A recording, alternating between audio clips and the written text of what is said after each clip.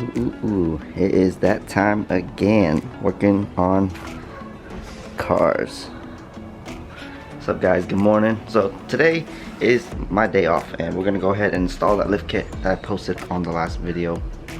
Very stoked. Only I'm worried about is the 4Runner is really heavy, so I'm gonna do it sections at a time. So I'm gonna do the front first and then I'm gonna do the rear after when the front's done. The front's gonna be the longest, so I want to take my time doing that. So what we're gonna do is just jack it up on the frame and then put the jack stands underneath it on both sides, and then once that's done, carefully start working on it and try to avoid it falling down. If it does, you gotta be very careful. I'm not gonna be actually removing the suspension off the car completely because it's connected to a X-ray system.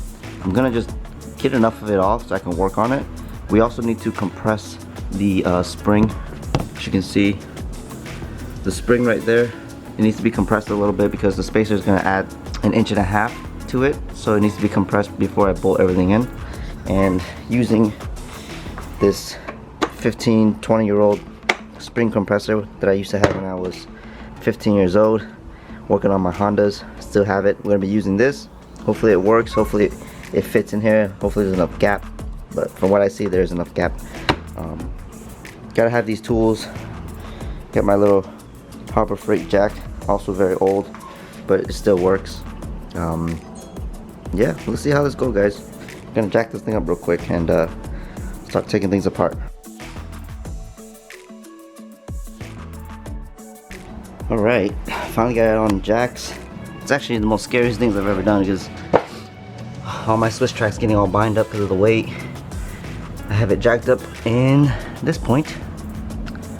So I used to have taller jack stands, but someone took it. I have a lot of friends that came in through and borrowed them probably. So I'm gonna have this jack supporting that centerpiece of the frame, and it should be good to get started taking this apart.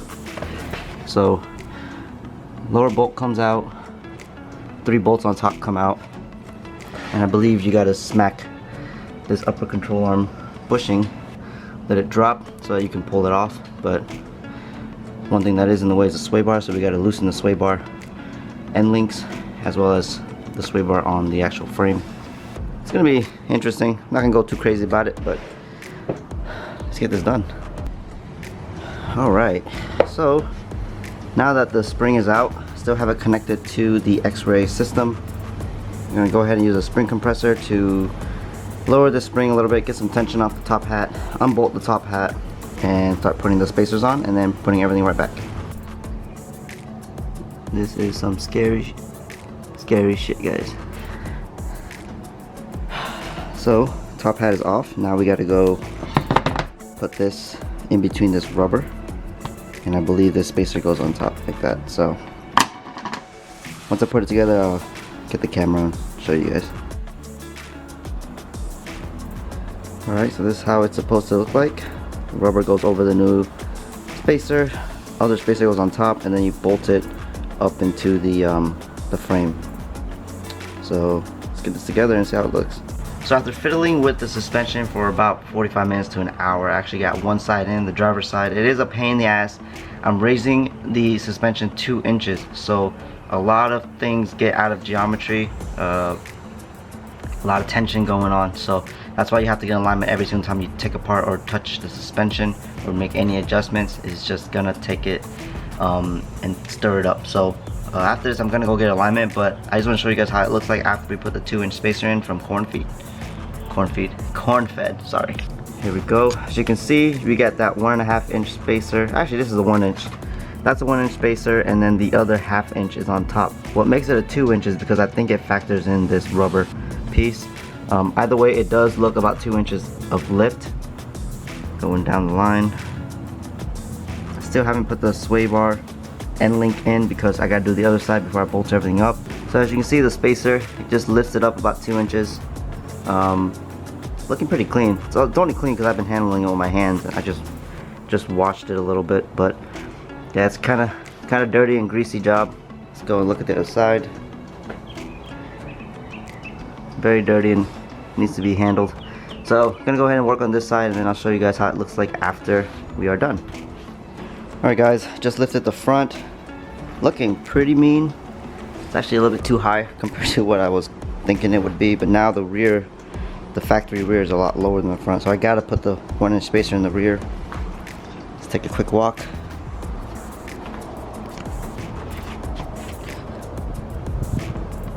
Oh man, it's too bright out to see, but yeah, that's factory right there. And this is after the 2-inch. So it definitely is a significant difference. The front end is really high. Oh boy. Alright, I'm gonna start working on the rear and then we'll see how it looks like afterwards. Whew, finally got the rear out. Literally more simple. Just disconnect the bolts on the sway bar and then the bottom bolt on the shock and slowly lower it down with the jack after you put on jack stands, of course, and then it should be enough to clear it. The only problem is putting 1-inch on this is going to be kind of difficult trying to slide it back in, so I might have to push down a little bit on the differential, so we'll see. So this is the 1-inch spacer with the bolt bolted in so it doesn't fall off. Gonna mount it back on the spring and hopefully the other side goes as smoothly as this side. Whew, it's hot. Very hot. Alright guys, everything is bolted up. Just clean the X-ray shock a little bit, make it all really nice and shiny. You can see big spacer sitting up top, screwed onto the rubber plastic boot, sitting proper. So you gotta put the wheels on, take the jack stand off, and let's see how this thing looks. Alright boys and girls, finally finished the lift kit, or the leveling kit rather. It was kind of a pain. The front took a lot longer than I thought. The rear, not so much. It was actually quite easy. Another thing to worry about when you're doing lifted SUVs or trucks, get bigger jack stands. Mine were like for regular cars, even though each one can handle 4,500 pounds. It just didn't felt robust enough, and like I said, I had bigger, taller ones and they're just not here. I've been moving a lot in the past few years, so definitely gonna invest in some new ones and even a jack in the future for just the truck itself. But I'm so happy how it turned out. 2-1 is exactly what I wanted. 2-inch in the front, 1-inch in the back. Now the whole truck looks leveled, and let's see how it looks.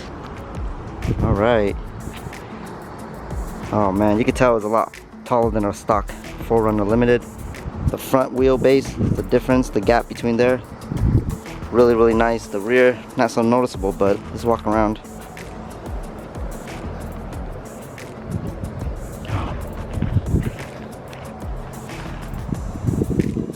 That looks mean.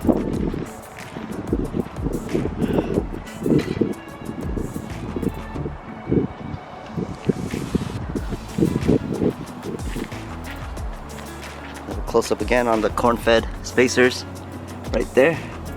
Got the 1-inch, the 1/2 inch, and then I guess with a combination of all it makes it a 2-inch. It's just what I wanted. Gives enough lift for the front. And I put that 1-inch in the back just to make it even. Oh, it's looking good. Sorry for the noise, a little windy, little beautiful out today in Florida, but stirring all my words up because I'm working on it for about 3-4 hours, making this video in the process as well. Just want to show you guys my first mod for the 4Runner Limited. It's a 2-inch, 1-inch leveling kit. Looking really good. Although it wasn't probably necessary to do leveling kits, some people think it's a waste of money. Just might as well do shocks and springs. Honestly, the X-Ray's suspension component, the unit, all of that really rides really smooth on the Limited, and that's the reason why I think a lot of people lean towards it. It's just the comfort. So I figured just put some spacers in it and then give it a little lift. Really sets off the stance of the car. I think it's perfect. Eventually, maybe down the line when it hits like 100,000 miles, maybe I'll consider doing an aftermarket suspension lift like my sister's. If you guys are really interested in 4Runner content, I can make more videos, and of course I can show you guys my sister's 4Runner. It's really top notch. So for now, this is the first mod for my 4Runner, and I hope you guys stay tuned for future mod videos, and I'll see you then.